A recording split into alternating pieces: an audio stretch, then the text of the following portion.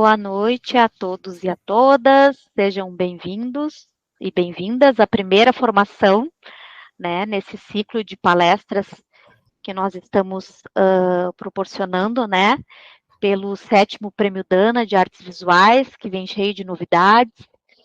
Ontem tivemos o lançamento do edital, diretamente do Quiosque da Cultura, com uma transmissão via live no Facebook da Prefeitura, né?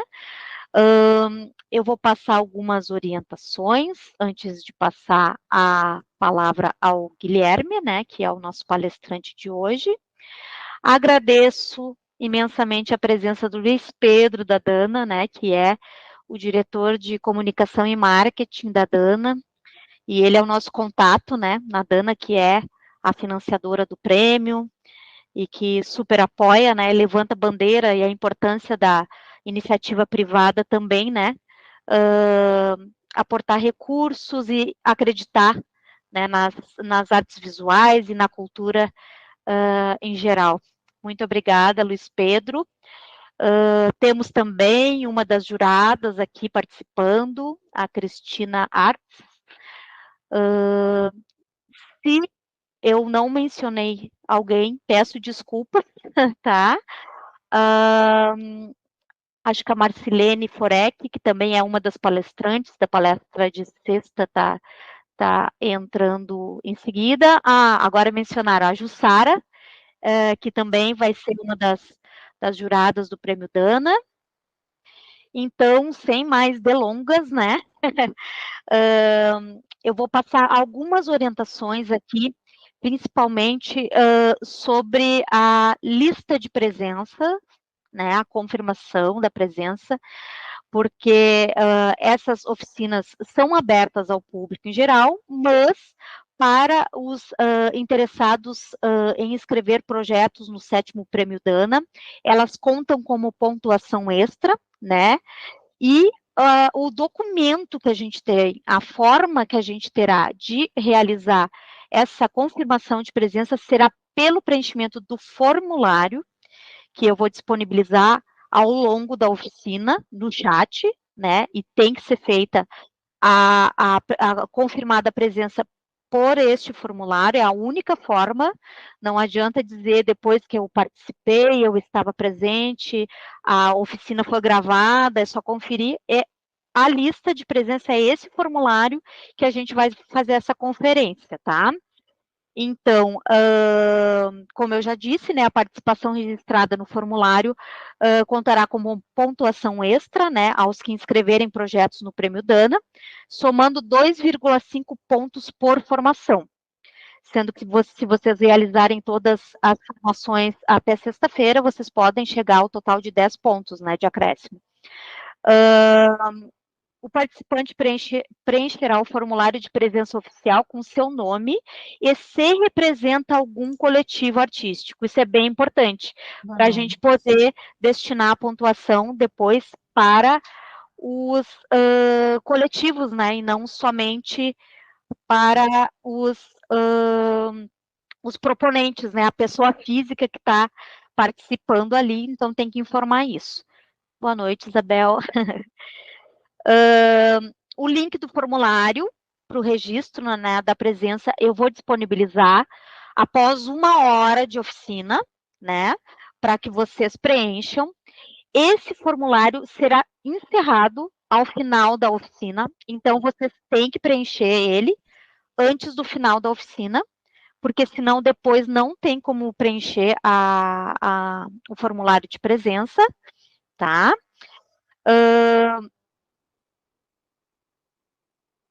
Não será aceita nenhuma forma, né, de confirmação de presença, seja vocês mandando para o e-mail do quiosque, me mandando por WhatsApp, pedindo para revisar a gravação.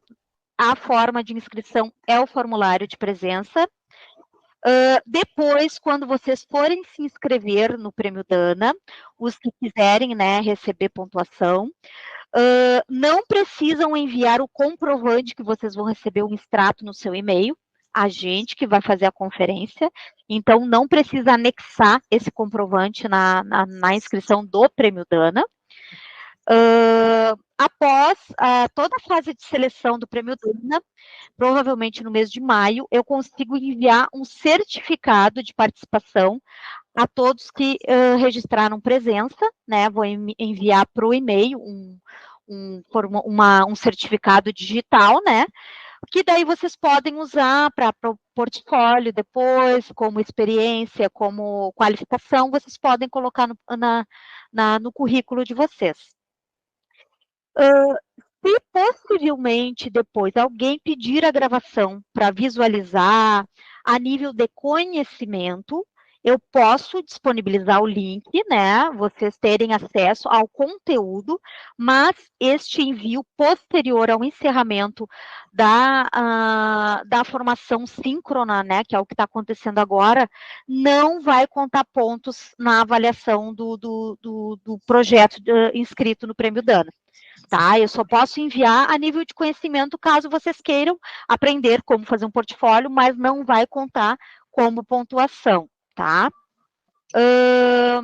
Então, assim, para finalizar, prestem atenção, né? Após a finalização das formações, o formulário de presença será fechado sem a possibilidade que vocês registrem. Então, daqui ali por volta das 20 horas, eu vou disponibilizar o link no chat e vocês conseguem fazer a inscrição ali, tá ok? Alguma dúvida sobre o formulário de presença? Não? Então, vamos iniciar para não alongar muito. Boa noite, Silvia, representante do Conselho Municipal de Política Cultural, né, nossa vice-presidenta. Boa noite, obrigada. Boa noite. Então, vamos iniciar, tá, a formação. Eu vou apresentar o Guilherme para vocês. Peço que todos mutem seus microfones, tá? Podem ficar com a câmera aberta, mas para não atrapalhar a fala do Guilherme, tá? Então, Guilherme Maltoni é bacharel, mestre e doutor em filosofia pela URGS, com pesquisa em filosofia da arte e estética, com foco em arte contemporânea, contextualismo, relações sistêmicas e teorias da arte. Também realiza estágio pós-doutoral na mesma universidade. É editor da revista Filia, Filosofia, Literatura e Arte, da URGS. E é coordenador do Colegiado Setorial de Artes Visuais do Rio Grande do Sul, Sistema Estadual de Cultura, onde também coordena o Comitê Científico do Mapeamento Setorial das Artes Visuais no Rio Grande do Sul. Foi docente convidado na Casa de Cultura Mário Quintana, Ateliê Livre Chico Stockinger e Casa Mundi Cultura. É professor, pesquisador e crítico de arte. Vive e trabalha em Porto Alegre, Rio Grande do Sul. Então, eu passo a palavra ao Guilherme, agradeço, né, a presença dele e essa troca de conhecimentos. Passo a palavra para o Guilherme, então. Muito obrigado, Mari. Vou compartilhar minha tela aqui. Vocês todos conseguem ver? Me escutam bem também? Sim, escutamos bem. Sim, certo. Bem. Ótimo. Então, queria inicialmente agradecer, né, a presença de todas e de todos, agradecer a Dana, a Secretaria Municipal de Cultura, Esporte e Lazer de Gravataí, também a Prefeitura, ao Quiosque da Cultura, né, de Gravataí, especialmente os seus agentes, aí, gestores, servidores, na figura da Mari, que organiza com muita coragem esse processo já há algum tempo. É o segundo ano aí de uma parceria, né, super propositiva, eu acho, com o Colegiado Setorial de Artes Visuais do Rio Grande do Sul, que é uma das instâncias do sistema de cultura do Estado do Rio Grande do Sul, né, que eu coordeno desde 2021, e eu espero, então, que, claro, essa parceria, ela continue e se intensifique aí para o futuro, né. Eu agradeço também, muito obrigado a todas e todos os presentes aqui. É um prazer abrir esse ciclo de informações da 7ª edição do Prêmio Dana de Artes Visuais e estar com vocês hoje nessa noite, né? Sobretudo para falar um pouco sobre a questão dos portfólios artísticos. Antes de nós começarmos, de fato, eu faço assim umas observações bem gerais, né, panorâmicas, sobre o objetivo dos encontros de formação. A Mari já falou um pouco, mas eu queria retomar, acho importante que a gente reitere esse aspecto, né? Também a Mari pode me corrigir se eu tiver, enfim, errado. Mas os encontros, eles foram pensados, até onde eu entendi, né, como uma estratégia de qualificação das propostas que vão ser enviadas futuramente, que vão ser submetidas e apresentadas à premiação. No entanto, elas atingem, eu acho, um objetivo também muito maior, na medida em que elas qualificam o setor todo, né, porque as pessoas também estão participando, enfim, acho que é algo que vai trazendo também muito engajamento para o segmento e movimentando também as cadeias produtivas desse segmento. Sobretudo, quais agentes, né? Sobretudo os artistas, né? Os agentes que são centrais para o campo das artes visuais, para o segmento das artes visuais, e que é sempre importante lembrar, né? Sem os quais esse campo ele sequer existiria. Então, como o foco é na qualificação das propostas e dos agentes, eu tomei, assim, a liberdade, né, de, ao longo da apresentação, ser bastante prático. Eu sou, como a Mari comentou, me apresentar formado em filosofia, e as pessoas, às vezes, elas se incomodam, né, com teoria demais, né, vocês podem imaginar. Então, eu procurei ser muito objetivo, mas também procurei ser didático. Eu espero que algumas dessas simplificações, elas também não sejam excessivas. Mas, como fruta não cai longe do pé, né, eu vou me permitir também filosofar com vocês em algum momento aqui, ali, eventualmente. Fiquem também muito à vontade, né, para deixar as câmeras de vocês abertas. Eu acho que essa é a proposta também do encontro, mas ao final que a gente faça enfim, um debate, né. Eu só peço que vocês desliguem os microfones agora, né. Eu vou fazer uma exposição e depois a gente parte para o debate, tá? E se vocês também quiserem usar o chat enquanto eu apresento para perguntas, observações, fiquem super à vontade. Depois a gente retoma as questões e a Mari também me ajuda a ir mapeando quais são importantes. Bom, também sem mais delongas, né, vamos ao que então interessa. Eu dividi a nossa apresentação de hoje em 7 partes. Eu fui ousado aqui, mas espero não me alongar demais. Então, na primeira parte, nós vamos falar um pouquinho sobre o que é um portfólio artístico. Na segunda, para que serve um portfólio artístico, qual a sua importância. No terceiro momento, vamos falar do que é essencial constar num portfólio, né? Quais são aquelas partes essenciais de um portfólio. Na parte 4, no momento 4, nós vamos pensar como podemos começar, né, um portfólio artístico, sobretudo para aqueles que ainda não têm um portfólio e precisam desenvolver um. Na quinta parte, ou no quinto momento, a gente vai discutir formas de desenvolver esses portfólios, evoluir eles, enfim, seguir desenvolvendo e atualizando esses documentos. Na sexta parte, a gente vai literalmente colocar a mão na massa. Eu vou sugerir para vocês algumas plataformas que eu acho interessantes para a construção de portfólio. Algumas vocês certamente conhecem, se não todas. E na última parte, se der tempo, também, se ficar muito tarde, a gente pode pular sem problema. Eu gostaria de falar um pouquinho com vocês sobre a questão do portfólio artístico ao livro de artista, para que também a nossa apresentação ela não fique muito, enfim, capturada assim, pela necessidade de pensar no portfólio, mas que também convide vocês a pensar sobre questões aí que são propriamente artísticas, e eu sei que são caras para os artistas, como também são caras para os demais agentes das artes visuais. Bom, vamos iniciar então. Começamos com a questão do portfólio artístico. O que é um portfólio? Né? De um modo assim, muito geral, um portfólio é um documento profissional, e que está presente em diversos segmentos, né? Ele é elaborado normalmente como uma espécie de currículo ilustrado com amostras de trabalhos e ações realizadas. Tá? Então, ele é um documento, ele é elaborado normalmente pelo próprio artista, e ele tem uma finalidade de apresentação pessoal, sempre focando essa apresentação pessoal na trajetória artística, isso é, profissional, na sua produção artística e nas obras específicas que esse artista tem produzido.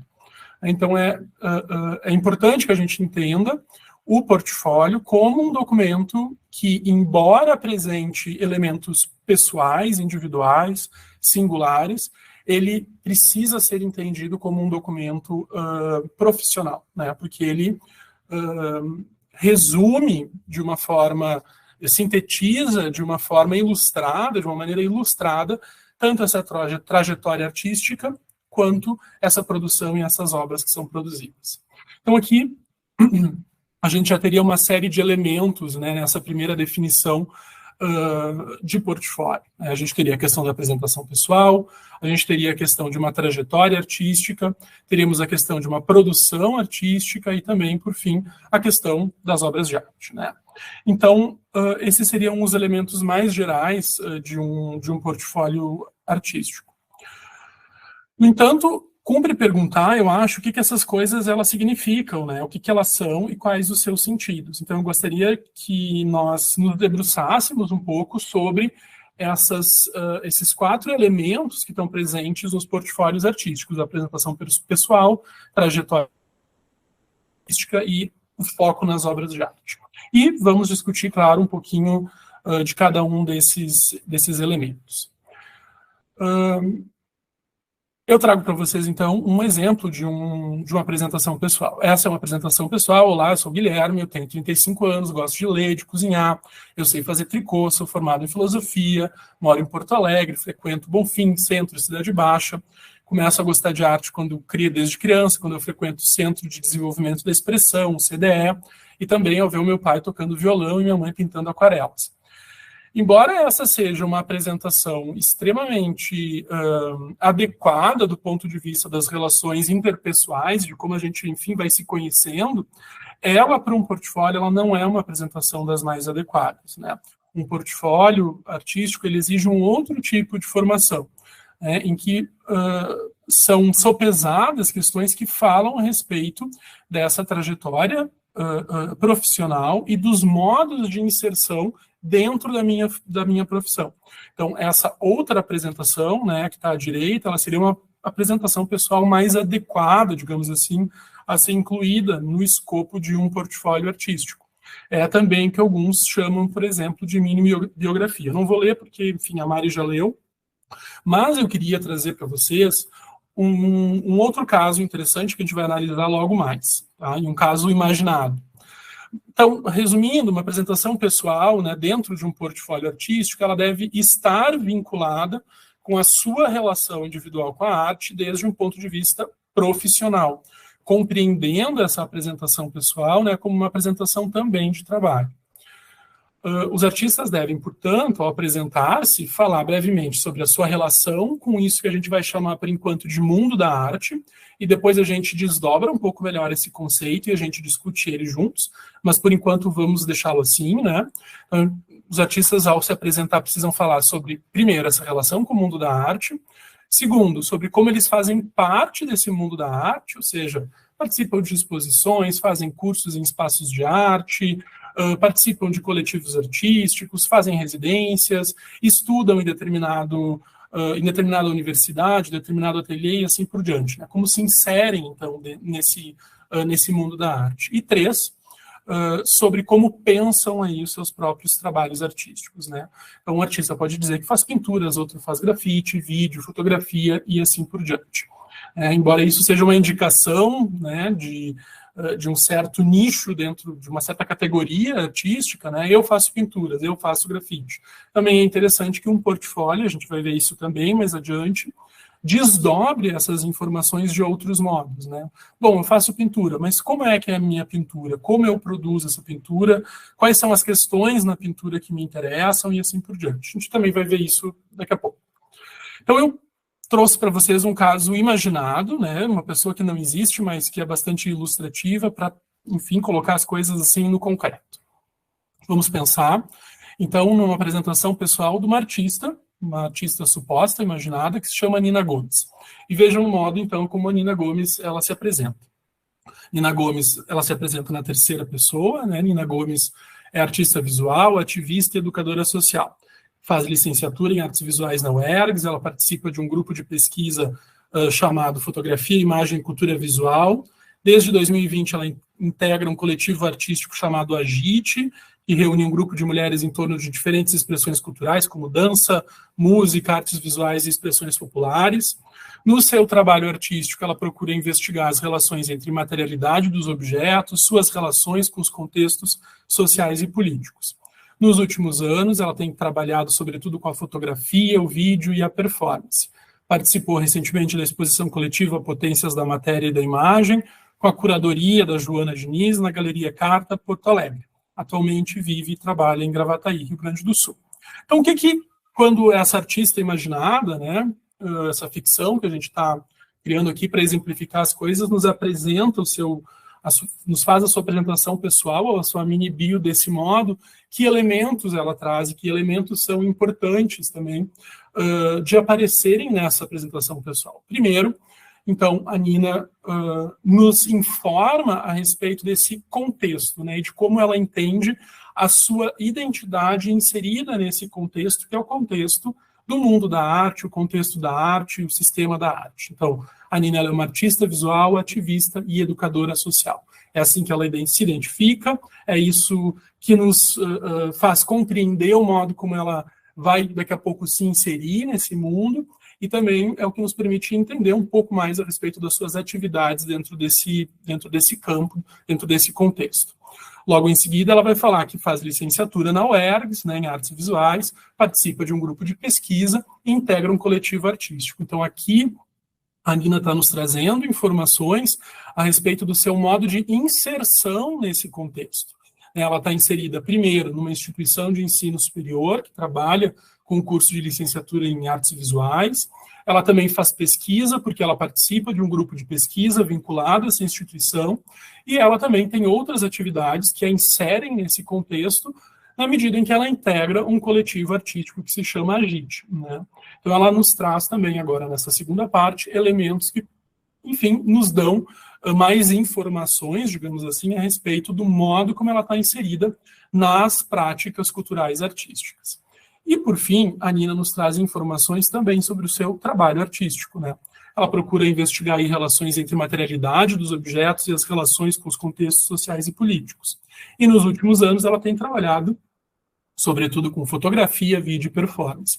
Então, aqui ela nos traz elementos que a gente poderia chamar de elementos poéticos, né? O que falam a respeito da poética da Nina Gomes, essa artista visual.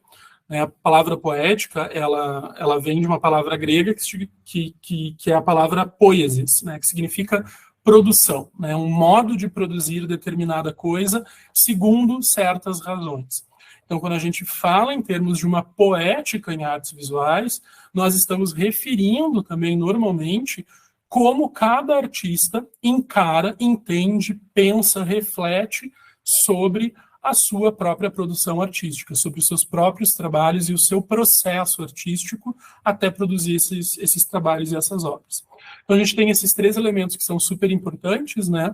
Primeiro, identificação e contexto. Segundo, como a Nina se insere nesse contexto. E, por último, como ela entende também o seu trabalho artístico ou a sua poética. Esse tipo de apresentação pessoal é uma apresentação desejada, digamos assim, dentro do contexto de um portfólio artístico. Vamos para a questão da trajetória artística agora.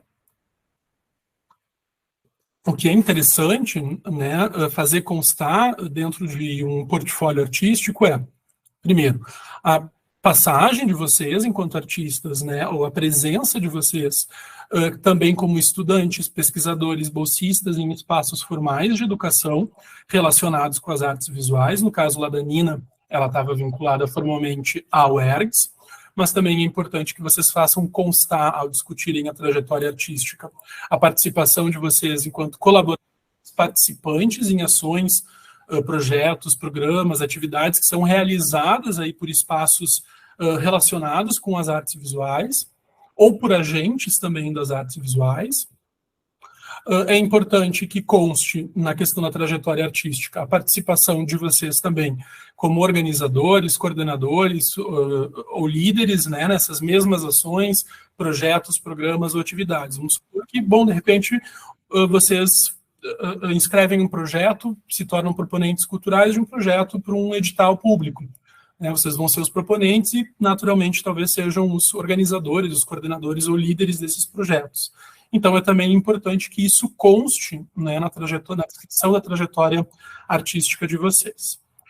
E, por último, é muito importante que a trajetória artística, ela, no contexto de um portfólio, ela englobe a participação de vocês como artistas em exposições coletivas e exposições individuais. Esse talvez seja um dos pontos mais importantes, né, ao descrever, dentro de um portfólio artístico, a trajetória artística de vocês. Quais são as exposições que vocês participaram? Foram exposições coletivas, foram individuais, quem fez a curadoria, quem escreveu o texto de apresentação, quais outros artistas vocês estavam, com os quais vocês estavam expondo, no caso de exposições coletivas, em quais espaços a exposição foi realizada, e assim por diante. Então, a descrição da sua trajetória dentro de um portfólio, ela deve estar relacionada com esse mundo da arte, ou seja, esse contexto muito plural, muito diverso, né, de práticas culturais artísticas. E, sobretudo, com os modos pelos quais você está engajado e participa desse mundo. Então, o que interessa é, na verdade, isso dentro de um portfólio, né? Esse elemento que nos traz alguma informação a respeito dos modos de engajamento e participação dos próprios artistas no mundo da arte. Em relação à produção artística, né, o que a gente poderia, enfim, né, discutir em relação a isso? Então, no campo da cultura, a gente fala em termos de produção sempre que nós referimos essa função que vai ser aí desempenhada, realizada por um determinado agente, né, essa pessoa que realiza alguma ação. Então, essa função, ela também determina a ação e ela define essa ação.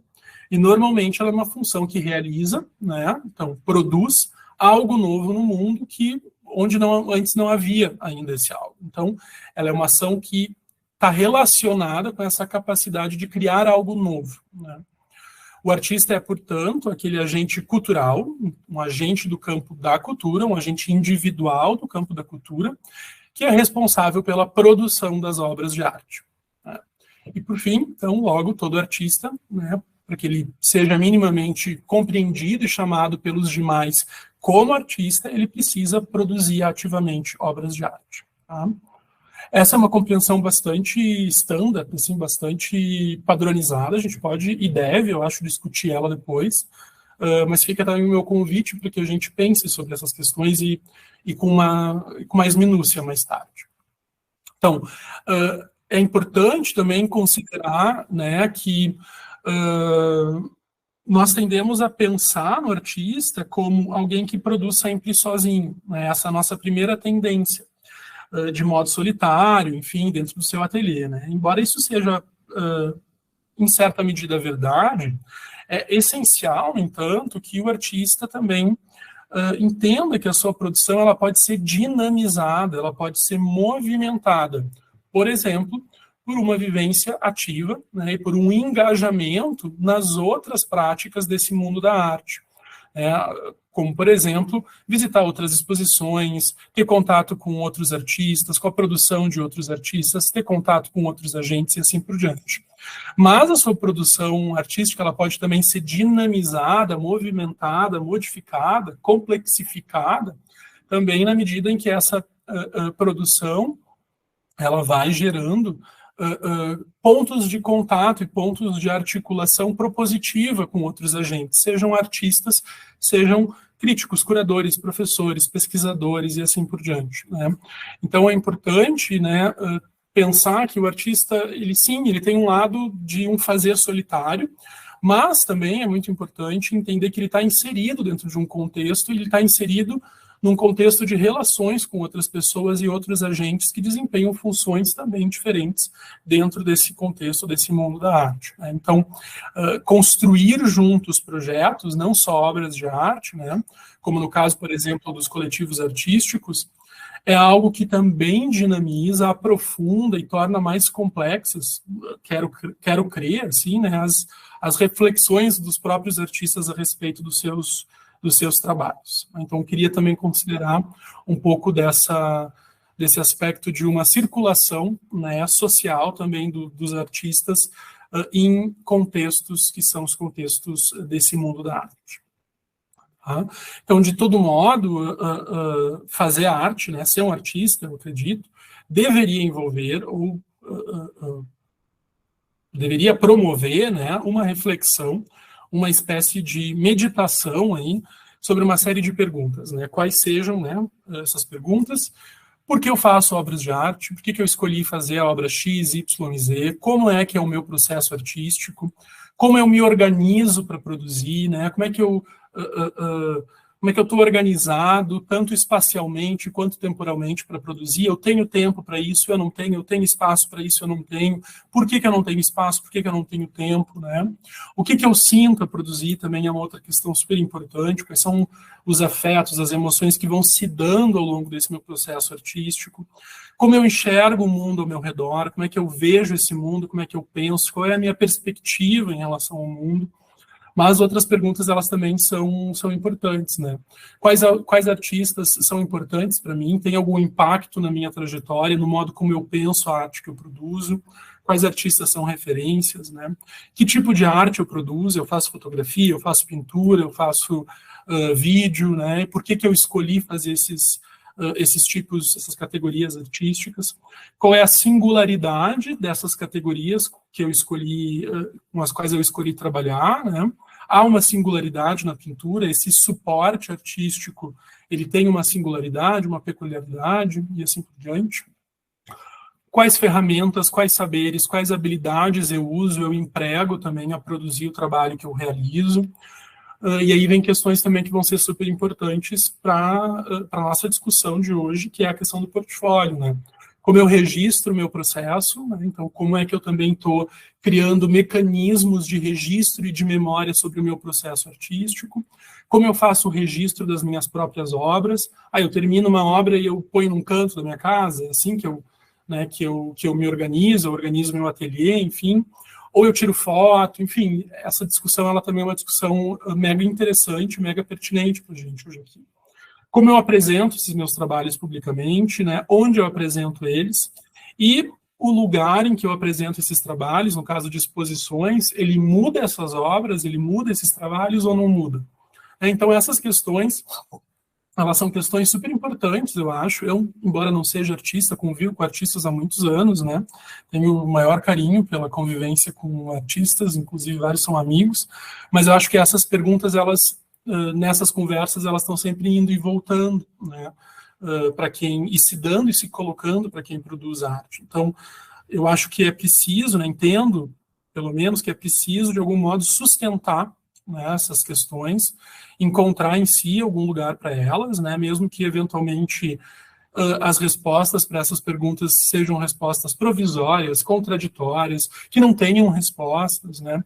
O importante é que essas perguntas, elas vão sendo sustentadas pelos artistas, né, elas vão sendo endereçadas, e para elas vai sendo encontrado algum tipo de lugar também ao longo desse processo artístico, ao longo dessa produção, né. E, por último, a gente poderia discutir um pouquinho sobre a questão das obras de arte, né, e sobre como a gente, por exemplo, os artistas que se entendem, as pessoas que se entendem, os agentes que se entendem como artistas hoje em dia, estão inseridos num contexto que é o contexto da contemporaneidade, é o contexto contemporâneo, né? O que é isso? Então, o contexto contemporâneo, né, a nossa compreensão sobre o que é a arte, né, sobre como nós identificamos, como definimos, como chamamos, designamos a arte, ela é sobredeterminada por esse contexto da arte contemporânea, né? Esse contexto, ele vai estar situado num momento histórico que alguns autores vão chamar de pós-modernidade, outros autores vão chamar de contemporaneidade, a gente tem discussões teóricas, né? Mas, em muitos, assim, de grosso modo, né, em miúdos, esse contexto da arte contemporânea, o contexto da pós-modernidade, é um contexto global, né, de uma sociedade pós-industrial, muito marcada por uma revolução tecnológica, comunicacional, que está profundamente conectada, né, que herda uma série de práticas culturais que são históricas, originárias e também seculares, que são extremamente complexas, que têm as suas peculiaridades.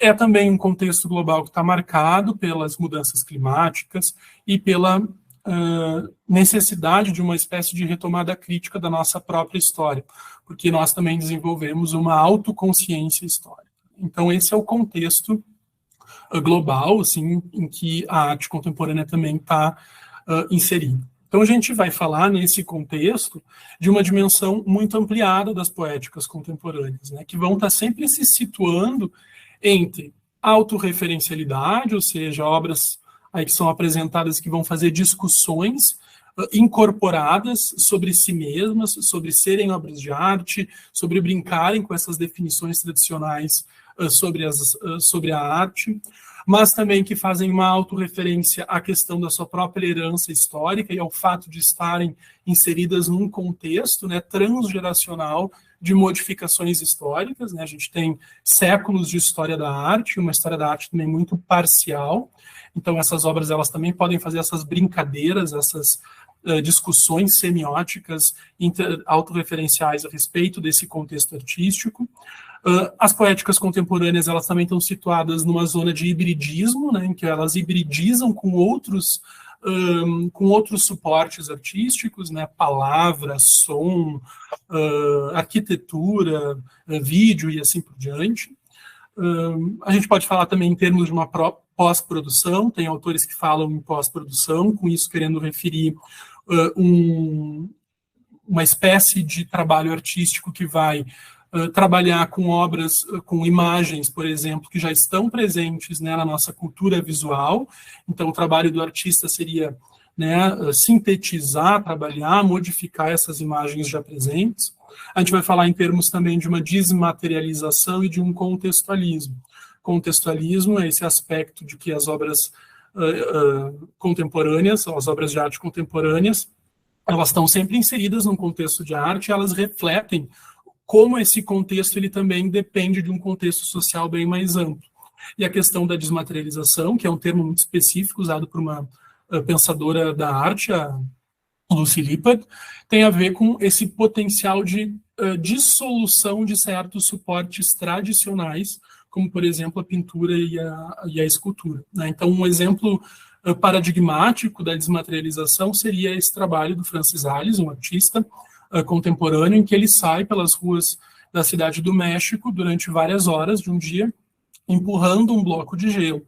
Então, o que é a arte aqui? A arte é essa ação de empurrar esse bloco de gelo durante tantas horas, ou a arte são esses registros que vão sendo feitos pelas pessoas que estão auxiliando o artista, né? As fotografias, os vídeos e assim por diante.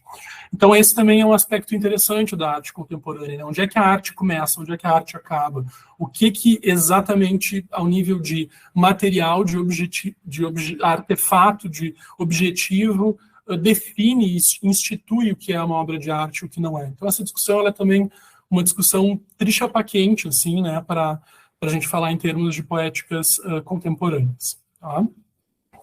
Então, vocês também, enquanto artistas, podem trabalhar com um horizonte muito expandido, né, de suportes, né? Existem suportes mais tradicionais, como desenho, pintura, gravura, colagem, mas também existem outros, assemblagem, ready-made, texto, palavra, arte postal, livros de artista, que a gente vai falar um pouquinho mais daqui a pouco, se der tempo, arte participativa, instruções, mas também fotografia, vídeo, instalação, o site specific, né, que são aquelas obras feitas para um tempo e um espaço específico, e que passado esse tempo e fora desse espaço não existem mais, senão através de fotografia e modos de registro, mas também intervenções urbanas, grafite, performance, ação, web art, land art, sound art e as formas de arte que vão hibridizando entre diversos suportes contemporâneos, né? Então, existe um cardápio extremamente abrangente, digamos assim, para a inventividade artística, né?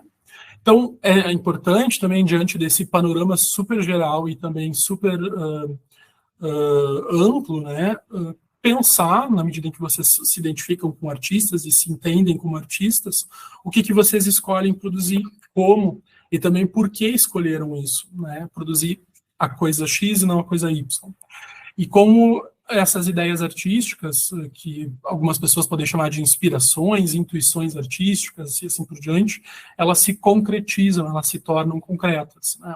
Então é importante também pensar nesses modos de concretização dessas intuições, dessas ideias artísticas na contemporaneidade, claro, considerar esse horizonte muito expandido, né?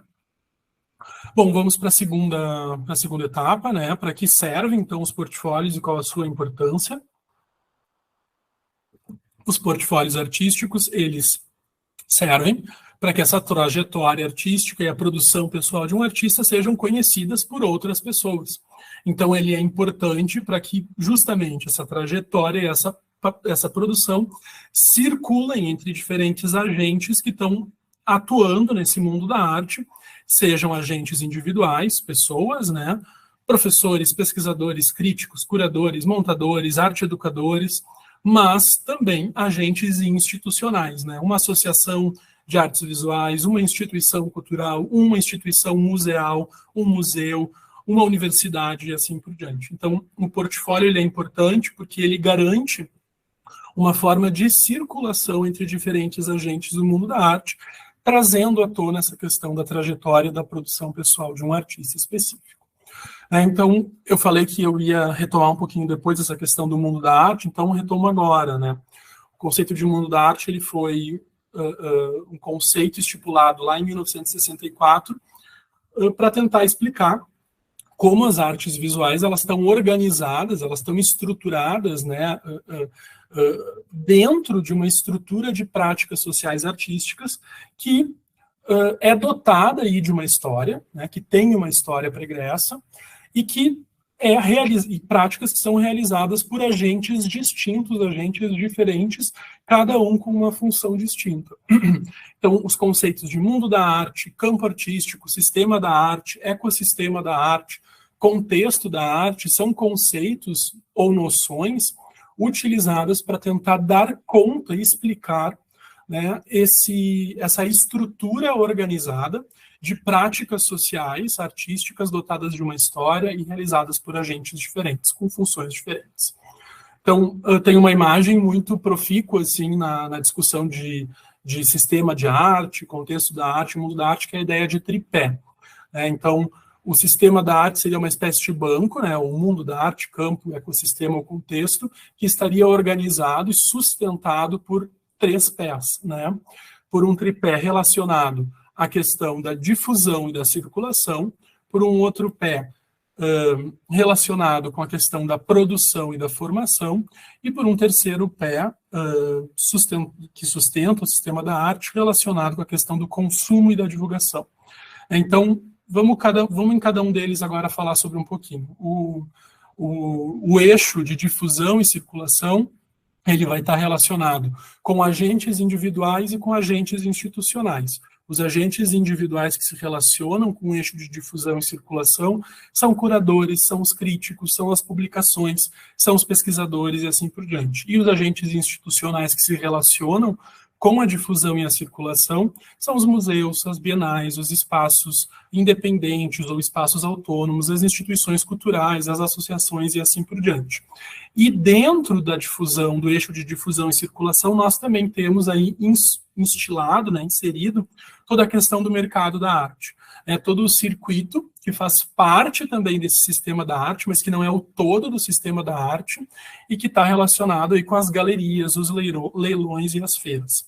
Tá?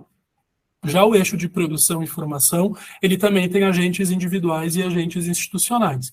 Os seus agentes individuais são estudantes, visitantes, diletantes, o público em geral, mas também a mídia, né? E os seus agentes, digamos assim, mais institucionais são as coleções, os investidores e os compradores. Tá? Do lado do consumo e da divulgação, nós teríamos o quê? Em termos de agentes individuais e agentes institucionais. Os agentes individuais, os artistas e os professores, né? E, por outro lado, os agentes institucionais, as academias, as universidades, os ateliês, as escolas e assim por diante. Então, esse trabalho de um certo mapeamento desse sistema da arte, ele vem sendo desenvolvido, né, por exemplo, pela Maria Amélia Bulhões, desde 1995, também é desenvolvido pela professora Bruna Fetter, da URGS, e agora a gente também tem, ao nível do Colegiado Setorial de Artes Visuais, desenvolvido também pesquisas ao nível desse mapeamento dos diferentes eixos desse mundo da arte ou desse sistema da arte. Bom, embora esse hibridismo aí de certos papéis, né, ou funções dentro desse mundo da arte aconteça, bom, tu tem um artista que daqui a pouco vai atuar como curador, ou um curador que daqui a pouco é professor e pesquisador, um artista que também atua como crítico de arte, assim por diante, ou como arte educador. É importante considerar, né, considerado também esse hibridismo, né, que se você é um artista, então a sua inserção nesse mundo, nesse sistema da arte, vai se dar, sobretudo, ao nível da produção e da formação. Tá? Então, esse é o eixo que estaria englobando, digamos assim, os artistas. Tá? E são literalmente os artistas que produzem obras de arte. E sem eles, não haveria razão para esse mundo, esse sistema sequer existir. Então, são os artistas que vão ocupar no sistema de arte, ou no mundo da arte, um lugar de centralidade, ou pelo menos que deveriam ocupar, né? Mas aí essa é outra história que a gente também discute depois. Por que eu estou trazendo essas informações sobre sistema e sobre mundo? Porque um bom portfólio, né, para que ele seja bom, é importante que também ele consiga apresentar informações que transitem, né, elementos que permitem identificar como um artista transita e circula, né, em diferentes instâncias desse mundo da arte ou desse sistema. Então, ora um artista vai estar fazendo a sua formação, né, então ao nível da educação, ou vai ser professor ao nível de docência, vai desenvolver pesquisa em arte, nível de produção pessoal, ou vai estar inserido em coletivos, ateliês individuais, residências, exposições, coletivas ou individuais, vai estar relacionado com os demais agentes e se relacionando com os demais agentes do campo do mundo da arte, vai estar participando de editais públicos, chamamentos e convocatórias, mas também vai ser premiado, eventualmente, né, participar de premiações, ou vai receber comissionamentos públicos ou privados, vai ter obras daqui a pouco presentes em acervos públicos, em acervos privados, né, que é o que a gente chama de coleções, e o que é, assim, o que todos os artistas querem, né, um relacionamento, sobretudo, com as galerias e as representações artísticas do mercado primário, o mercado que vende, no qual a obra ela sai direto do ateliê do artista para a galeria, e aí a galeria representa e faz a venda do artista. Né? Então, esse trânsito entre essas diferentes instâncias do mundo da arte é importante que apareça também ao nível dos portfólios artísticos.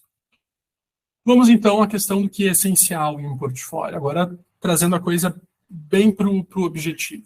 Né? Então, como regra geral, é essencial que um portfólio artístico ele apresente essas informações profissionais sobre a inserção, sobre a circulação e sobre a trajetória do artista e sobre as obras que ele produziu. E um bom portfólio é um portfólio que é objetivo, bem organizado e que está sempre sendo atualizado. Né? Então, essencial a um portfólio seria, primeiro, apresentação, o mini-bio, com informações gerais sobre inserção. Segundo, a listagem minuciosa aí das exposições individuais e coletivas. Terceiro, fotografias e registro dessas obras que estão sendo produzidas com seus respectivos dados técnicos. Quarto, fotos das obras nos seus contextos de exposição. Então, eu tenho uma obra lá que eu apresentei a fotografia, mas que estava numa exposição individual. Bom, eu tenho uma foto de como ela estava exposta na exposição, inclui no portfólio também, é algo que seria interessante.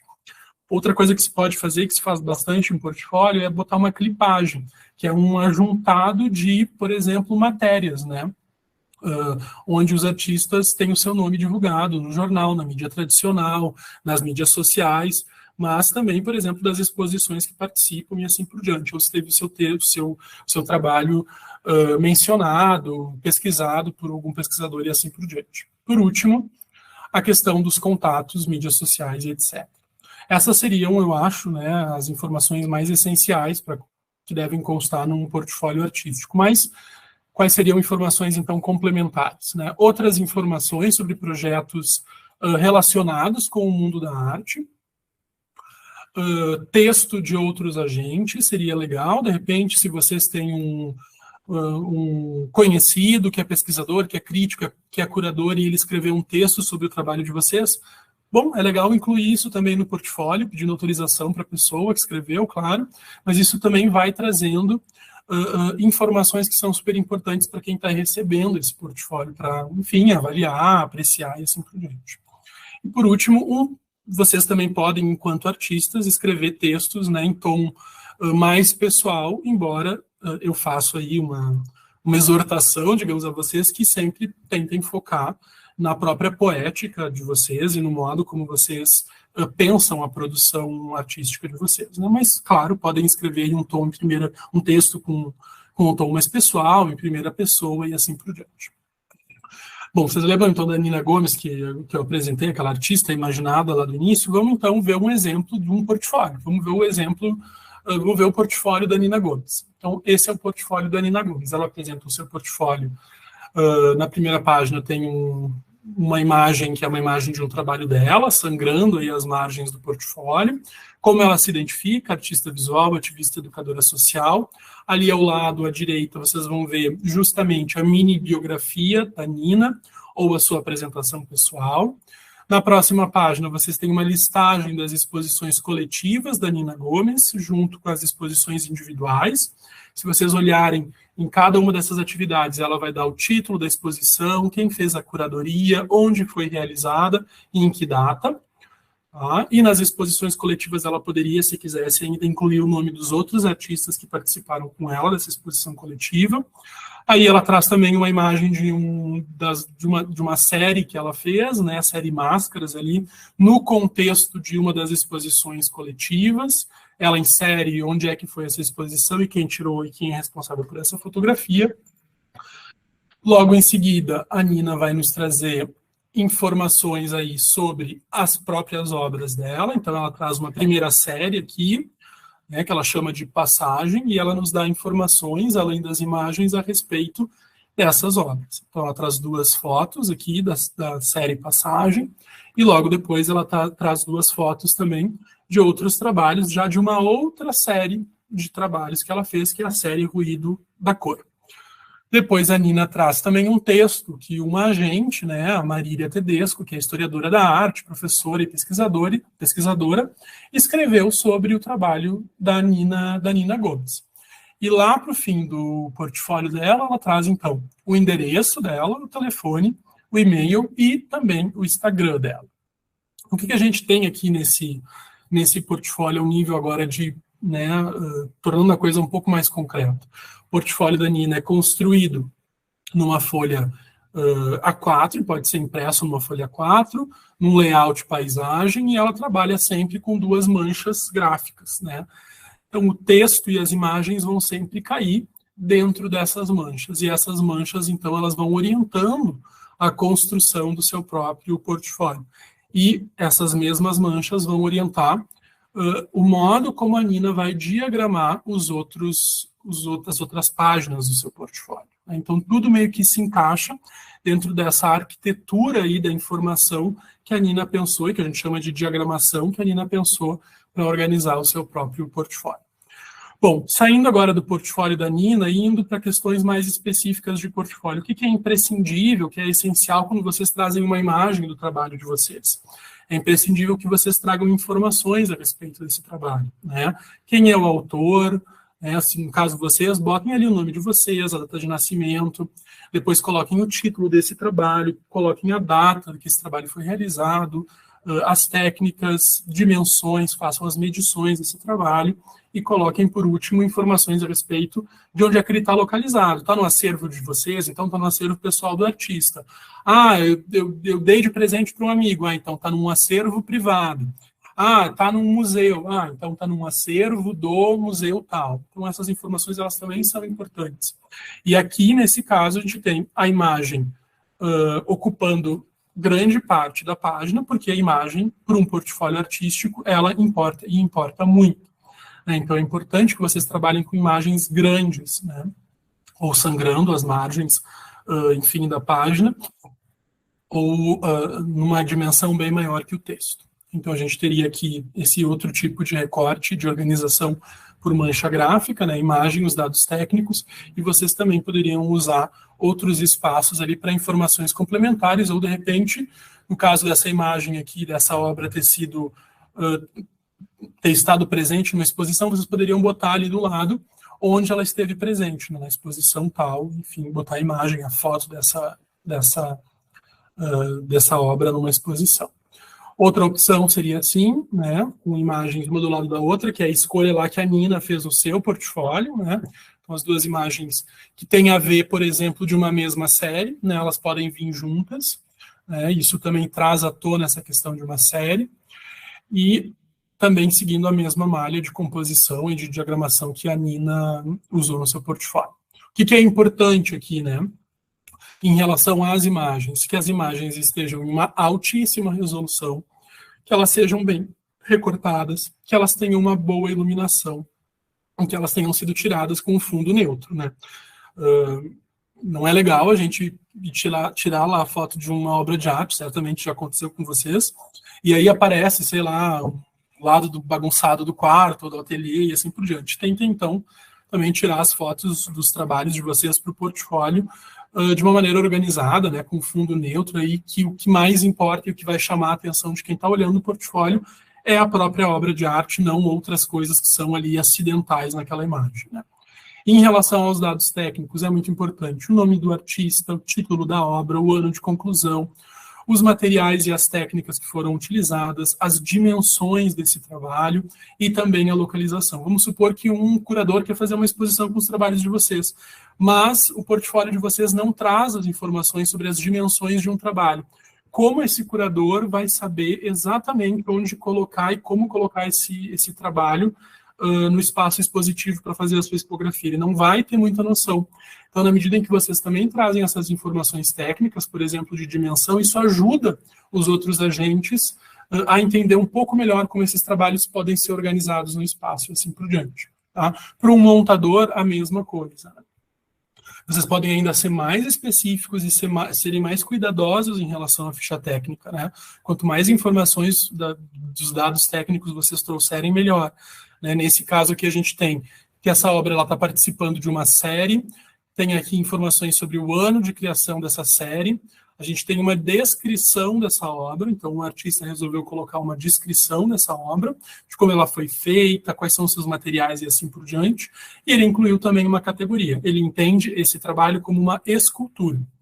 Né? Então ele poderia, por exemplo, entender esse trabalho de um outro modo, e aí ele também insere ali qual categoria artística ele entende o seu trabalho, e assim por diante. Então, recomendações gerais, né? Organize aí as imagens dos seus trabalhos por ordem cronológica, isso é extremamente importante num portfólio, dos mais atuais para os mais antigos. Vocês podem e devem priorizar quando houver as séries, né? E os trabalhos de uma mesma série, eles precisam, é bom que eles estejam agrupados ou próximos, e uma série normalmente ela vai evidenciar aí uma pesquisa artística em curso, né? Então ela indica que vocês estão pensando sobre a produção de vocês e pensando sobre os trabalhos como organizados dentro de uma lógica de produção, de uma lógica poética, e isso é muito bom. E, por fim, a qualidade das imagens ela é sempre muito importante, bem como os modos que vocês vão escolher para fotografar e apresentar as obras. Tá? Então, aqui tem umas sugestões de fotografia para obras, tem opções que são mais elaboradas, mais caras, com câmeras, por exemplo, né, que exigem toda uma infra e um investimento que nem todo mundo pode, né? Mas existem opções também que vocês podem criar com alguma criatividade para atender esses requisitos de um portfólio bem organizado e bem diagramado. Tá? Bom, Guilherme, Oi. Desculpa te interromper, só para avisar que eu estou lançando a lista de presença agora no chat, tá? Tá bom. Obrigado. Bom, como começá-los? Como a gente começa os portfólios, então? Primeira questão, comece organizando as obras que já estão prontas, né? É importante que vocês organizem esses trabalhos que já estão concluídos. É importante também que vocês escolham o que vai ser incluído e o que não vai ser incluído no portfólio. Bom, talvez vocês queiram incluir uma obra, mas não outra obra, né? E é importante que vocês também saibam, né, o porquê que essa obra vai estar inserida no portfólio e outra tu vai deixar de lado, e assim por diante. é muito importante que vocês estabeleçam esses dados técnicos de cada uma das obras. Então, façam esse trabalho num caderno, enfim, no modo que vocês preferirem de registro, de ter esses dados técnicos à mão das obras de vocês. Tirem fotos, registrem essas obras, né, relacionem essas imagens com seus dados técnicos, façam uma listagem disso, organizem e acondicionem bem, sempre que possível, o acervo pessoal de vocês enquanto artistas, né, e seguindo sempre as recomendações de que lugares bem secos e sem luz são bons, lugares úmidos e muito ensolarados, às vezes, na maior parte das vezes, não são nada bons, né, para obras de arte. Escreva toda a parte textual do seu portfólio, então toda aquela parte do texto de apresentação, deixem já isso pronto. Organizem as imagens dos trabalhos que vocês escolheram e também já organizem as fichas técnicas dessas imagens, dessas obras. Escolham uma diagramação, no caso aqui da diagramação do portfólio da Nina Gomes, ela escolheu aquela diagramação layoutada em paisagem, né, com duas manchas de texto. Vocês podem escolher outros formatos, de repente vocês têm formatos que vocês preferem, escolham outros, né? Mas é importante que essa diagramação também ela esteja organizada ao longo do portfólio. Bom, nono, façam a montagem aí desse portfólio no programa que vocês preferirem, a gente vai falar sobre isso logo a seguir, e mantenham esse arquivo que vocês usaram para fazer a montagem sempre acessível, né? Sempre editável. Para quê? Para caso vocês precisem evoluir o portfólio, fazer atualizações no portfólio. Bom, montado o portfólio, exportem um PDF e vocês têm aí um portfólio que pode ser enviado para outros agentes, né? Vocês também podem imprimir os portfólios, né? E podem pensar também de maneiras criativas em relação aos portfólios. Não tem nenhuma exigência em relação a como vocês vão imprimir e diagramar. É importante que outros elementos estejam presentes, né? Aqueles elementos que eu falei inicialmente. Bom, e como a gente desenvolve, então, e evolui aí os portfólios, né? A evolução, né, o desenvolvimento, a atualização desse portfólio, ele vai respeitar aí um certo ritmo próprio de vocês, enquanto artistas, da produção de vocês. Então, conforme vocês produzem e vão terminando algumas obras, é importante que essas novas obras também sejam incluídas nesse portfólio, né, se vocês assim quiserem. Depois, é importante que na parte da apresentação pessoal de vocês, ou da mini-bio, vocês também atualizem os dados pessoais e profissionais, sempre que for necessário.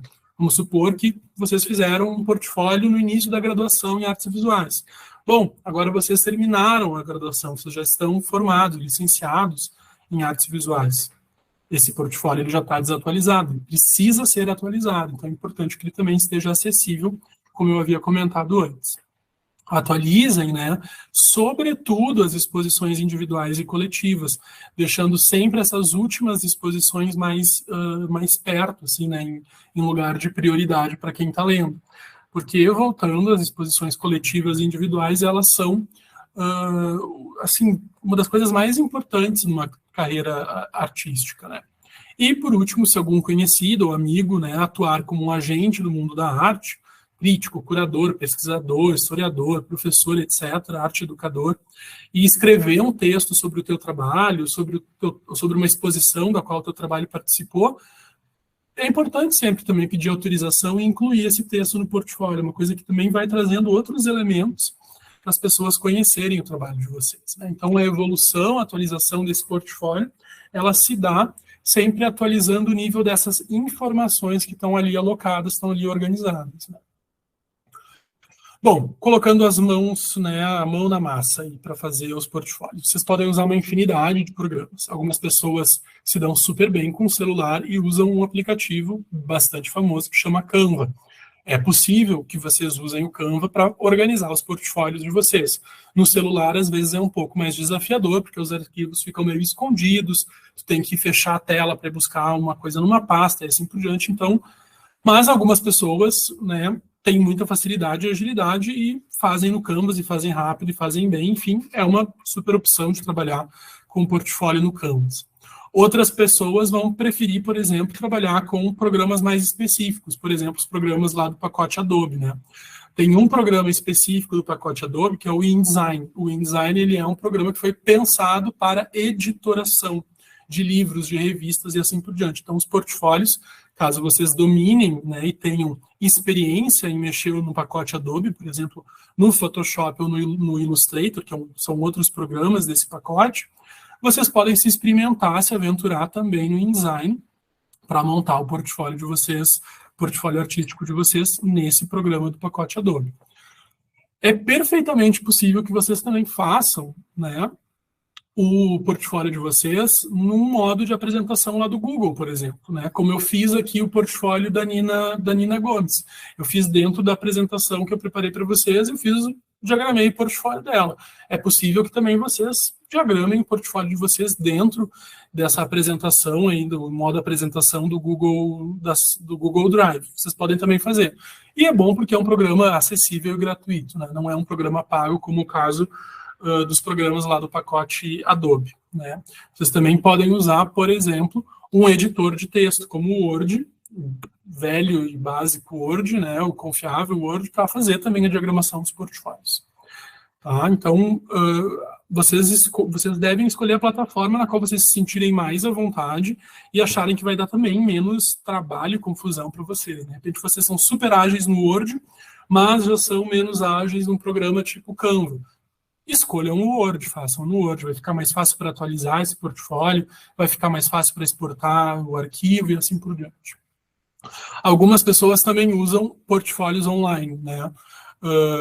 E são super populares, são usados por uma série de artistas, né? Eu estou trazendo aqui um exemplo do Denilson Baniwa, que é um artista indígena bastante importante. O Denilson tem o portfólio dele, ele tem um portfólio específico, se a gente pede para o Denilson, ele nos manda portfólio, mas ele também tem um portfólio online. Isso é bom na medida em que isso também ajuda naquele aspecto de uma circulação desse portfólio.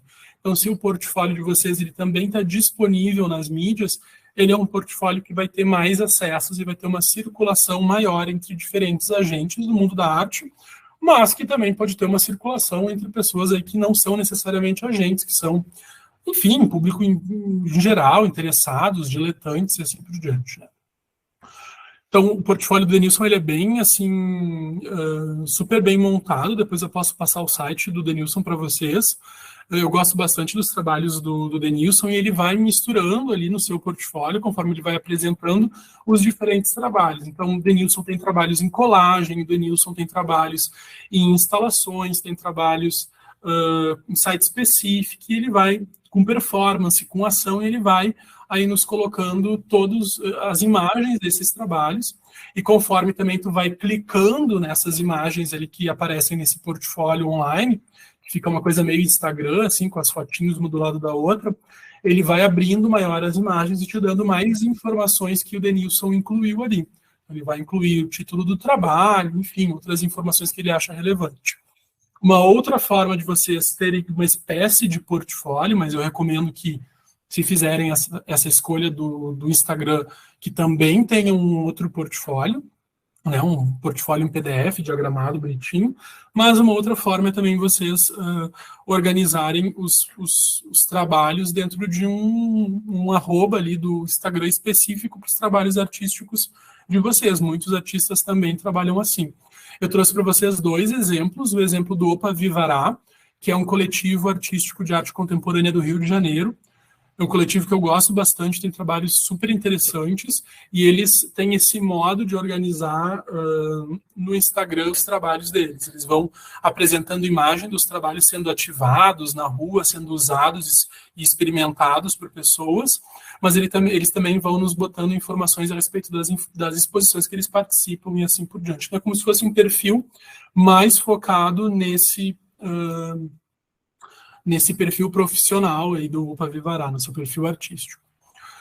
O trabalho de um outro artista que eu gosto bastante, que aparece aqui no Instagram, né, e que e faz um uso peculiar do seu Instagram como portfólio, é o Jefferson Medeiros, um artista também do Rio de Janeiro. Então ele vai apresentando, usando aquele recurso do Instagram, né, de mostrar sempre 3 fotinhos, e ele vai montando então o feed a partir dessa ordem, dessa lógica de 3 em 3. Então, ele vai, em cada linha de 3, cada conjunto de 3, ele apresenta um trabalho. E aí, tu clica sobre os trabalhos, tu tem mais informações sobre esses trabalhos, né? Título, dimensões, se tem algum texto que ele escreveu junto ou não, e assim por diante. Então, também é um modelo que vem sendo cada vez mais usado hoje em dia, né? O uso das mídias sociais, do Instagram, do Behance. O do Denilson Baniver é o Behance, tá?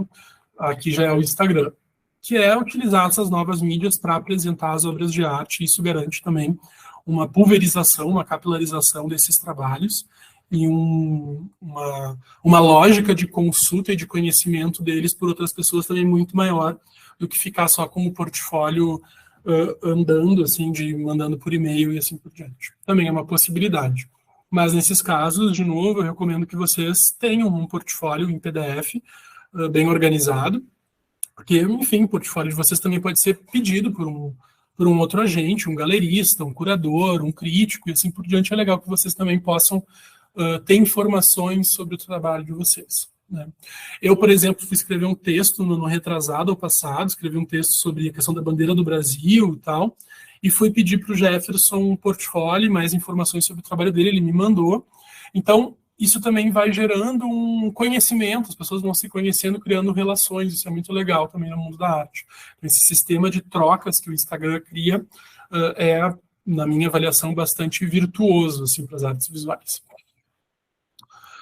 Bom, e para encerrar, para a gente encaminhar para o encerramento, porque eu já falei bastante, assim, né? Peço até desculpas para vocês, devo estar chateando alguns. Eu queria falar um pouquinho sobre a questão dos livros de artista, tá? Porque a gente falou de portfólio, essa questão da profissionalização, da qualificação, e é importante não esquecer também que existem questões que são questões propriamente artísticas e que são questões que também devem interessar os artistas. Acho que é muito cruel quando um artista também fica pensando só no aspecto né, de si como profissional. Assim, ele também precisa pensar a respeito das obras que está produzindo, de como está produzindo. E acho que pensar, então, a minha sugestão é que a gente também pense o portfólio artístico não como a mesma coisa que livro de artista, porque não é a mesma coisa, e a gente vai ver isso logo em seguida, mas como uma forma de escapar desses requisitos super profissionais e formais e objetivos de um portfólio artístico. Se tem algo que convoca vocês artisticamente em relação a trabalhar com texto, a trabalhar com esse aspecto do papel, uma coisa mais em formato de, enfim, de portfólio mesmo, de livro, de encadernação, vocês podem trabalhar com a questão dos livros de artista. Então, o que seriam os livros? Os chamados livros de artista, eles são diferentes dos portfólios artísticos, enquanto os primeiros são em si mesmos obras de arte, né? Os livros de artista são obras de arte, os segundos são documentos profissionais de apresentação e de divulgação do próprio trabalho. Então, eu trago aqui umas citações, né, interessantes para vocês. Aqui uma citação do Paulo Silveira, que é professor da URGS e tem um doutorado, escreveu uma tese de doutorado incrível sobre a questão dos livros de artista. Ele nos traz o seguinte, né, que os livros de artista eles são entendidos como um campo de atuação artística, ou seja, como uma categoria de arte e, simultaneamente, como um produto desse campo, um resultado específico das artes visuais.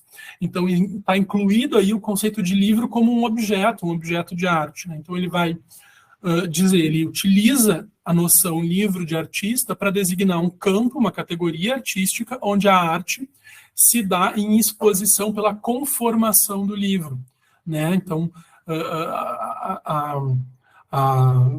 a iniciativa artista, produtiva, artística de vocês, ela vai, quando quiserem fazer um livro de artista, se conformar a esses limites, né, do suporte, que é o próprio livro, né, com uma ênfase aí na compreensão de seus limites. Qual é o limite de um livro, né? É uma página, é a capa, é a própria letra, o que está escrito no livro, né? É a leitura, enfim. Tudo isso é interessante de pensar quando vocês também estão trabalhando não necessariamente com os portfólios, mas sobretudo com os livros de artista. Tá? Então, o Paulo também nos traz um elemento aqui a respeito de como os livros de artista eles surgem na história da arte, né? A gente pode retroceder, então, no tempo, né, indefinidamente, em busca dessa origem do livro de artista enquanto uma obra de arte, enquanto uma categoria artística, isso é um fato, né? A gente volta, por exemplo, lá para o Marcel Duchamp, um importante artista francês que fez aquela viragem, né, proto-contemporânea nas vanguardas artísticas. Existem livros do Duchamp, por exemplo, A Caixa Verde, que são claramente um livro de artista, né? E aí o Paulo vai também dando outros exemplos da história da arte, Leonardo da Vinci, seus cadernos, né, lá do século XV, do século XVI, mas ele chama a atenção para uma coisa super importante, né? É só no final, então, do século XX, que o entendimento a respeito da autonomia desse tipo de obra de arte é legitimado. Então, é só no século XX que se passa a compreender o livro de artista enquanto um suporte artístico por excelência. E isso principalmente a partir dos anos 60, 1960, pela mutação agora ao nível do conceito de arte, né? Lembrem daqueles exemplos que a gente falava lá quando a gente estava discutindo a questão da arte, que é causada pelo que a gente chamou de conceitualismo nas artes visuais, né? A questão da arte conceitual. Então, eu trago aqui uns exemplos agora para dar uma ilustrada e para a gente também se encaminhar para um encerramento vendo belas imagens, né? Esse é o exemplo que o Paulo Silveira traz à tona, né? É o livro A Caixa Verde, do Marcel Duchamp. Então, o Duchamp, ele organiza esse livro, que é, vejam que interessante, uma espécie de portfólio, porque ele também traz elementos de outras obras de arte dele, né? Então, tem ali o grande vidro, tem ali o moedor de chocolate, né? Então, tem ali o nu descendo a escada. Então, vocês encontram uma série de elementos de outras obras, fotografias, esquemas do próprio escritos pelo próprio Duchamp, que ajudam a ilustrar um pouco melhor seu pensamento artístico, no que ele estava interessado em pesquisar como artista, né, em trabalhar o nível também da representação e do conceito por trás dessas suas obras.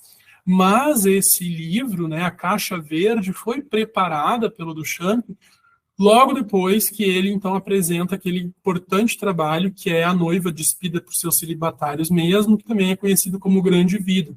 Então, ele apresenta esse trabalho em 1915, são um sanduíche de vidro, né, em que o Duchamp coloca ali tinta a óleo, folha de cobre, fio de cobre, pó, né, poeira, e faz um sanduíche entre painéis de vidro.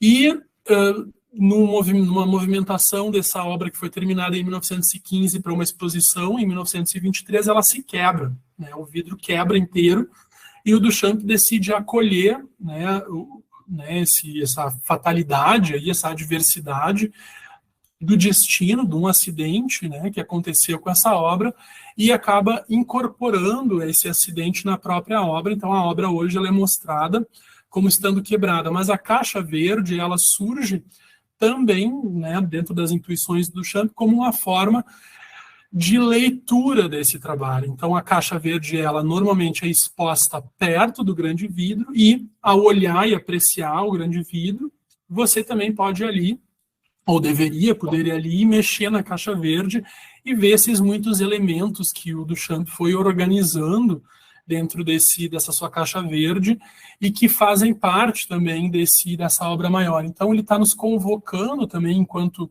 contempladores, para uma experiência com a arte, que não é mais simplesmente uma experiência visual, né, da retina, retiniana, mas é também uma experiência intelectual. Ele quer que a gente procure nesse mundaréu de papel elementos para entendermos, então, esses sanduíches de vidro aí que ele nos oferece, também esses indícios representacionais que ele faz no grande vidro.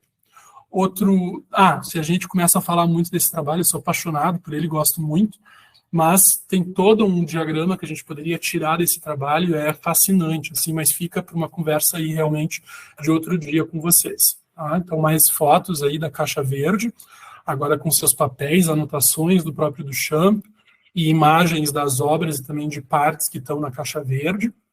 Vejam que interessante o modo como ele organiza todas essas coisas. A gente podia pensar aí também, em certa medida, como um portfólio, né? Um portfólio super artístico, né? Super objeto de arte, com as suas peculiaridades, singularidades, associado a um outro objeto que o Duchamp produziu, mas ainda assim um objeto que traz à tona também elementos que a gente estava conversando lá no início sobre o portfólio artístico. Depois a gente tem também um outro trabalho do Alan Caprow, agora um trabalho de 1970, importante artista também que trabalhou com ações, atividades, instruções. Nesse trabalho, o Alan Caprow sai com uma série de amigos pelas ruas de Berkeley, a cidade onde eles moravam, e eles saem carregando cadeiras pela cidade. E sempre que eles sentam em algum lugar, eles tiram fotografias desses momentos de descontração e de descanso. Então, o Caprow organiza essas fotografias que foram tiradas desses momentos e coloca tudo isso num envelope, e isso se transforma, então, numa espécie também de livro de artista, documentando, falando a respeito de uma atividade, de uma ação específica que foi realizada pelo Caprow, mas que também, vejam que interessante como ele diagramou e como ele montou as imagens, tem todo um elemento, né, singular, próprio, de montagem, de diagramação, super singular, super interessante, né? Então, também poderia ser considerado como uma espécie de livro de artista. A gente tem um outro exemplo super famoso, né, que é do Arthur Barril, um artista brasileiro, onde ele apresenta esse livro de carne, né? Então, ele faz um livrinho a partir de um pedaço de carne e apresenta isso como um livro, né, um livro de artista, né, o livro de carne do Barril, feito em 78, 79. Foi exposto numa Bienal de São Paulo, esse livro de artista do Barril, e interessante porque é um dos aspectos que interessa também esse artista de trabalhar, né, é a questão de como os materiais, eles são, enfim, alguns materiais são efêmeros, são precários, né, então tem todo um processo de desfazimento, de apodrecimento, né, junto com essa exposição. Então, expor esse trabalho é encarar também, né, o seu processo de apodrecimento, porque esse livro ele apodrecia em 2, 3 dias ali exposto na Bienal de São Paulo, precisava depois ser trocado. Então, tem toda uma questão interessante de experimentação, radicalização conceitual dos suportes contemporâneos, né? Mas também, vejam que interessante, o Barril faz o livro entre 78 e 79, então, num período super complicado, assim, né, da história brasileira, que foi o período ditatorial. Então, esse trabalho, em certa medida, ele também fala sobre a repressão do período da ditadura e sobre, enfim, esse período sangrento da história brasileira. Então, ali ele também traz uns outros elementos sobre esse livro de carne, nos dá outras informações interessantes, né? Deixo aqui para vocês darem uma olhada e depois eu passo para vocês se vocês quiserem ler com mais calma, mas também a gente encontra no Google isso facilmente. Eu queria aí terminar com outros 2 exemplos, né? Esse livro do Valtércio Caldas, um artista também brasileiro, esse livro é da coleção do Marx, e chama O Colecionador. É um livro também de artista. Então, o Valtércio nos apresenta aí essa questão do fim, né? O que é esse fim? Bom, talvez ele esteja fazendo uma referência enquanto artista ao escolher o livro, né? Uma discussão das teorias da arte, da filosofia da arte, que é a questão do fim da arte, uma questão que foi formulada por um filósofo lá no século XVIII, que foi no século XVIII, que foi 18 para 19, que foi o Hegel. Tá? Então, ele está brincando com essa questão do fim da arte também, né? E nos apresentando isso de uma outra maneira através do seu livro. E eu concluo, então, com um livro também de artista, do Otacílio Camilo, um artista aqui do Rio Grande do Sul, um artista bastante importante, que teve uma retrospectiva no Margs, que foi curada pela Isis, em curadoria da super linda da Isis Abreu. Então, eu trago também aqui para a gente encerrar um livro do Otacílio, um livro de artista do Otacílio Camilo, em que ele também apresenta aí alguns dos trabalhos dele, né, as suas ideias e assim por diante. Então, por que trazer essa questão do livro de artista, né? Porque no momento em que vocês estão muito absortos na composição de um portfólio, se lembrem que essa coisa de escrever e de trabalhar com papel, com essa ordem de portfólio de organização, encadernação, também pode envolver todo um lado artístico de composição e de imaginação e de inventividade, de pesquisa artística, que é o que a gente chama de livros de artista. Tá? Deixo aqui essa também citação para como assim, um gostinho de quero mais, depois passo para vocês também a apresentação, vocês leem com mais calma, mas eu vou encerrar para que a gente possa também fazer uma discussão e um debate. Agradeço muito a presença de todos, a atenção, desculpem se incomodei vocês com texto demais, e muito obrigado. Obrigada, Guilherme. Obrigada por compartilhar conosco o teu conhecimento, todas essas informações. Tenho certeza que a tua formação vai ser fundamental, né, para a gente ter os portfólios bem completos, coesos, organizados, com todas as informações que são importantes para avaliação, né? Esse é um critério bem importante de seleção que a gente tem no Prêmio Dana esse ano, que é o portfólio artístico, que os artistas vão poder usar não só no Prêmio Dana, né, mas para, enfim, outros editais. E, minimamente, eu acho que todos os artistas têm que ter esse portfólio, que é o currículo, né? Enfim, maravilhosa a tua apresentação, os exemplos que tu nos trouxe. Adorei o fechamento ali com os livros de artista, né? Que são obras de arte, né? Na verdade, em formato de livros.